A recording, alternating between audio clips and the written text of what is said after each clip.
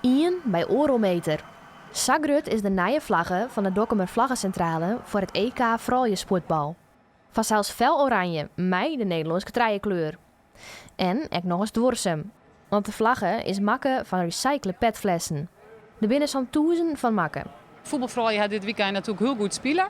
En met deze vlag willen we graag hun aanmoedigen. Hè? We willen graag dat iedereen in Nederland deze vlag bestelt om hun te supporteren. Want ja, volgende weekend dan gaan ze naar de kwartfinale. En ik denk dat we echt wel een kans maken op de finale. Ons met de vlaggen weer op burgen. Ja, dan mogen ze wel burgen. Dat zou wel heel spietig en zonde wezen. Maar ja, wie weet komen we volgende week nog maar een orde verrassing. Als ze wel in de finale staan. Na het snijden is het tijd voor het afwerkje. Dat bad in het atelier. De vlaggen gingen van een midje in de verkeer. Maar 1 persoon hoefde net op het officiële moment te wachten. In gisteren wen het Rintse Pol, die bij elk sportevenement dat Nederland meedocht zijn tuin omtovert te Oranje Walhalla. Hij kreeg de allereerste vlaggen. Hey. Alsjeblieft. Heren. Wat zit erop? De eerste oranje WK vrouwenvlag van DVC. Hartelijke groet. Nou, ik vind het schitterend. Nou, dit is echt iets unieks.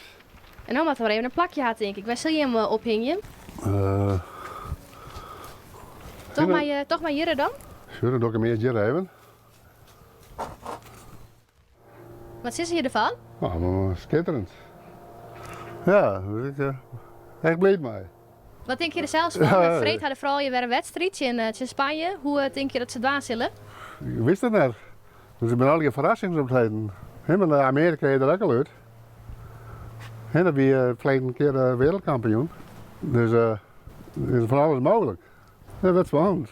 Pols in support voor de voetbalvrouwen gaat verder als zijn tuin.